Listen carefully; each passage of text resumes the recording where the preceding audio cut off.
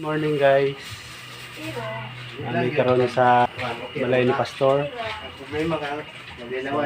Sa Pastor dito kay na ay bisita na abot. Ito mix sinabaw nga bisayang manok o adobong bisayang manok. Hey guys, welcome to my guys. Cooker. Si my guys. Hi my guys. Welcome to my vlog. Welcome to my vlog. Welcome to my guys. Na guys. Ganina nang umana mo og how video karon magluto na pud guys kay para ready to eating na unya. Ay gatong mga taga ko na district. Shout out sa mga anhi unya. Panganhi yun mo guys kayo daghan-daghan yun yung luto ni may gusto mapanood si guys. Brad Aldrin. Shout out sa mga kaigsuunan SDA Magsaysay District. Dahon na niya guys oh. Mekos na guys. Nanira guys nangugas ko gapon. Yara lang i-mix daan. Marinate para lasa nyo kayo ang pagkatirada sa sabaw ng manok Bisaya. Timbang-timbang guys. Walang kulba kayo guys.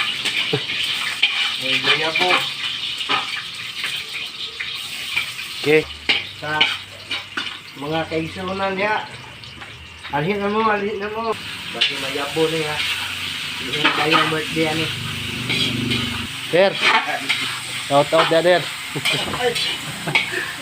Ay naglakaw der. Dili na mo to. Mulakaw ko guys. Dala na pangyapon.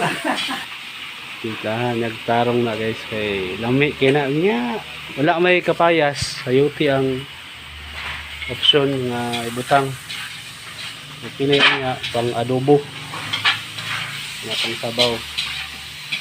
Shout out Katisoy. Luto ni bisayang manok Katisoy. Gawas niya duga. Ana din na dol. Na jadol. Nang na Gawson ang duga. pagkauson yun din duga. Oh. Buta na to tinahod. Kastag buguya gini. Mo na si cook na mo dere oh. Wala si cook Magdada guys. to ano. Pero ako kung nagiluto. Ay, na football na gigitalapan ng luwag. Adobong manok Bisaya with pinya. Batikulan. Ah, Muna yung adobo guys na crunchy. Na crunchy, di mo na batikulan. Batikulan. so, luto na guys. Di Tagalog na naman kayo. Di, style dito sa manok. Paukson sa dito mo. Pwede mo lang sa